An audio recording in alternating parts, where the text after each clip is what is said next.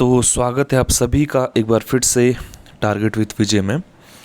तो आज हम लोग इंडियन पॉलिटी के टॉप 20 क्वेश्चन को लेकर के डिस्कस करेंगे और हर क्वेश्चन को लेकर के हम एक निश्चित समय के अंतर्गत जवाब देंगे। तो ज़्यादा समय न लेते हुए बढ़ते हैं सीधे पहले क्वेश्चन की तरफ। क्वेश्चन नंबर पहला है कि भारतीय संविधान सभा की पहली बैठक में अस्थायी अध्यक्ष किसे बनाया गया था। मैं क्वेश्चन फिर से रिपीट कर दूं कि भारतीय संविधान सभा की पहली बैठक में अस्थायी अध्यक्ष किसे बनाया गया था।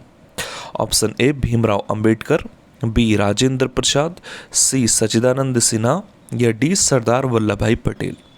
तो अस्थायी अध्यक्ष जो संविधान सभा के पहले बनाए गए थे, ऑप्शन सी सच्चिदानंद सिन्हा थे। बढ़ते हैं नेक्स्ट क्वेश्चन की तरफ। संविधान की प्रस्तावना में अभी तक कुल कितनी बार संशोधन किया जा चुका है। क्वेश्चन नंबर सेकंड है कि संविधान की प्रस्तावना में अभी तक कुल कितनी बार संशोधन किया जा चुका है। तो ऑप्शन है 3 बार, 4 बार, 1 बार या 2 बार। तो इसका जो सही जवाब है वो है सी, 1 बार, यानी अभी तक आपने केवल एक ही बार संविधान की प्रस्तावना में संशोधन किया है। नेक्स्ट क्वेश्चन, संविधान सभा में महिलाओं की कुल संख्या थी। क्वेश्चन नंबर 3 है कि संविधान सभा में महिलाओं की कुल संख्या कितनी थी। तो ऑप्शन है 15, 11, 12 या ऑप्शन डी 18। तो संविधान सभा में महिलाओं की जो टोटल संख्या थी, ऑप्शन ए सही जवाब रहेगा, यानी 15 टोटल महिलाएं संविधान सभा में हुआ करती थी। बढ़ते हैं अगले क्वेश्चन की तरफ। चौथा क्वेश्चन है, किस अनुसूची का संबंध दल बदल कानून से है। आपने बताना है कि किस अनुसूची का संबंध दल बदल कानून से है। ऑप्शंस हैं इस प्रकार, ए 9वीं अनुसूची, बी 10वीं अनुसूची, सी 11वीं अनुसूची या डी 5वीं अनुसूची। तो इनमें से जो सही जवाब होगा ऑप्शन बी, यानी 10वीं अनुसूची का संबंध दल बदल कानून से है। क्वेश्चन नंबर 5, लोक लेखा समिति में सदस्यों की कुल संख्या होती है। क्वेश्चन नंबर 5वां है कि लोक लेखा समिति में सदस्यों की कुल संख्या बतानी है आपने। ऑप्शन है 40, 22, 12 या 25। तो अगर लोक लेखा समिति के सदस्यों की टोटल संख्या देखी जाए तो ऑप्शन बी, यानी 22 टोटल सदस्य इसमें शामिल रहते हैं।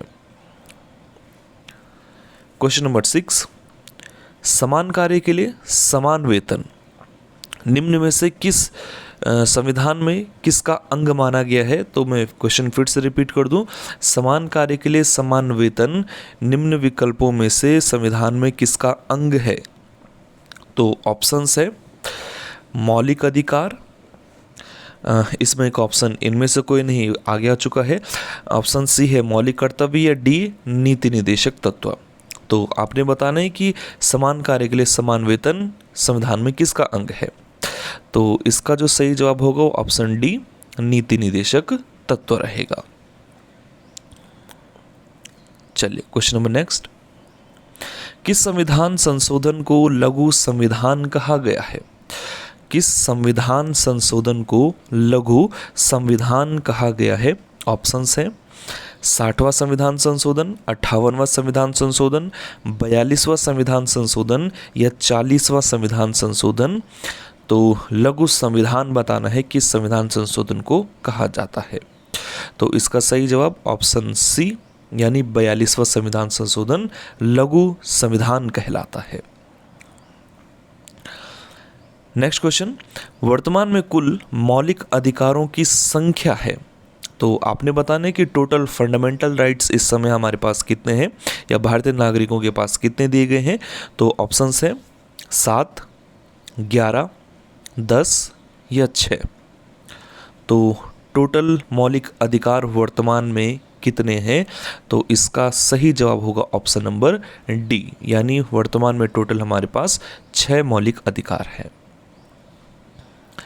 नेक्स्ट क्वेश्चन, संविधान की आत्मा किसे कहा जाता है। संविधान की आत्मा किसे कहा जाता है। ऑप्शंस है प्रस्तावना, मौलिक अधिकार, अनुच्छेद 32 या नीति निदेशक तत्व। तो क्वेश्चन है कि संविधान की आत्मा बतानी है, तो इसका सही जवाब होगा ऑप्शन ए, यानी प्रस्तावना को हम संविधान की आत्मा कहते हैं, जबकि अनुच्छेद 32 को अंबेडकर साहब ने संविधान की आत्मा कह करके पुकारा था। लेकिन फिलहाल पूछा हुआ है कि संविधान की आत्मा कौन है। तो बढ़ते हैं आगे। भारतीय संविधान में संघवाद का प्रावधान किस देश के संविधान से प्रेरित है? तो आपने बताना है कि जो संघवाद का प्रावधान भारतीय संविधान में है वो हमने किस देश के संविधान से प्रेरित होकर के लिया हुआ है। तो ऑप्शन से जर्मनी, कनाडा, अमेरिका या रूस। तो संघवाद का जो प्रावधान होगा ऑप्शन सेकंड यानी बी ऑप्शन कनाडा इसका सही जवाब है। नेक्स्ट क्वेश्चन, भारत में पहली बार पंचायती राज व्यवस्था किस राज्य से शुरू की गई थी? एक बड़ा कॉमन सा ही क्वेश्चन है, आप सभी को इसका जवाब आना चाहिए। तो पंचायती राज व्यवस्था की शुरुआत अगर देखें तो इसके ऑप्शन है हिमाचल, बी कर्नाटक, सी उत्तराखंड या डी राजस्थान। तो पंचायती राज व्यवस्था को लेकर के हमने जो पहली शुरुआत की थी उसका जवाब ऑप्शन डी यानी राजस्थान होगा। बढ़ते हैं आगे। सिक्किम भारत का किस क्रम का राज्य बनाया गया था? तो नेक्स्ट क्वेश्चन हमारा 12वां जो है वो सिक्किम पर आधारित है कि जब इसे हमने राज्य बनाया था तो ये भारत का कौन से नंबर का राज्य बना था? ऑप्शन से 22वां, बी 25वां, सी 24वां या डी 23वां।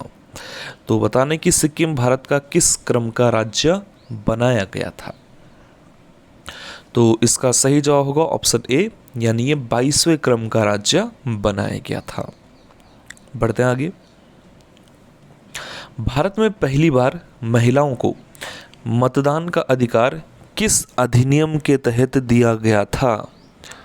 तो क्वेश्चन एक बार आप सही से पढ़ लेना कि महिलाओं को पहली बार मतदान का जो अधिकार है किस अधिनियम के तहत मिला। ऑप्शन है 1858, 1919, 1935 या 1909। तो इसका जवाब होगा ऑप्शन बी यानी 1919। बढ़ते हैं आगे। आपात संबंधित उपबंध, ठीक है, ध्यान से क्वेश्चन को देखना। आपात संबंधित उपबंध संविधान के किस भाग में है? तो जो आपातकाल से संबंधित प्रावधान है बताना है कि संविधान के कौन से भाग में उसका उल्लेख मिलता है। ऑप्शन है भाग 15, भाग 16, भाग 20 या भाग 18। तो बताना है कि इमरजेंसी संबंधित प्रावधान किस भाग में है। तो इसका सही जवाब होगा ऑप्शन नंबर डी यानी भाग 18 में इसका प्रावधान है। नेक्स्ट क्वेश्चन है कि वन किस सूची के तहत संविधान में शामिल किया गया है? तो बताने कि जो फॉरेस्ट का विषय है या वनों का विषय है संविधान में किस सूची के तहत उसको शामिल किया गया है। तो ऑप्शन है राज्य सूची, संघ सूची, इनमें से कोई नहीं या समवर्ती सूची। तो वनों का प्रावधान जो है वो आपको ऑप्शन डी यानी समवर्ती सूची ध्यान रखना है। तो समवर्ती सूची के तहत आप वनों के विषय को देखते हैं संविधान में। नेक्स्ट क्वेश्चन, शिक्षा का अधिकार किस वर्ष लागू किया गया? नेक्स्ट क्वेश्चन हमारा कि शिक्षा का अधिकार किस वर्ष लागू किया गया था? ऑप्शन है 1 जुलाई 2006, 1 अप्रैल 2010, 1 जनवरी 2005 या 9 जून 2010। तो शिक्षा का अधिकार के लिए ऑप्शन बी यानी 1 अप्रैल 2010 आपको ध्यान रखना होगा। बढ़ते आगे। राष्ट्रपति पर महाभियोग लगाने के लिए कितने सदस्यों के हस्ताक्षर उस प्रस्ताव पर होने चाहिए? तो जब भी हम राष्ट्रपति पर महाभियोग की प्रक्रिया या प्रस्ताव उसको लेकर के रखे लाएंगे तो उस पर कितने सदस्यों के हस्ताक्षर होने आवश्यक हैं? तो ऑप्शन से 1/3, 2/3, इनमें से कोई नहीं या 1/4। तो राष्ट्रपति पर महाभियोग के लिए ऑप्शन डी सही रहेगा, 1/4 सदस्यों के हस्ताक्षर होने आवश्यक हैं। बढ़ते हैं आगे।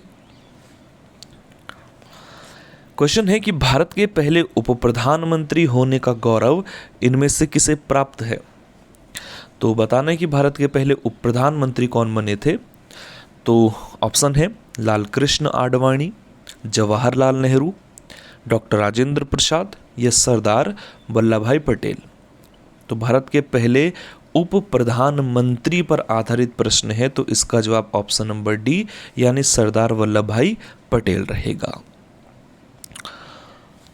क्वेश्चन नंबर नेक्स्ट, संसद की कार्यवाही हेतु कोरम या जिसको हम गणपूर्ति कहते हैं आवश्यक है। तो बताने कि एक सदन की कार्यवाही के लिए कोरम या गणपूर्ति कितनी होनी आवश्यक है। तो ऑप्शन है 5/10, 1/10, 2/5 या 1/3। तो कोरम या गणपूर्ति के लिए ऑप्शन नंबर बी यानी 1/10 सदस्य वहां होने आवश्यक है।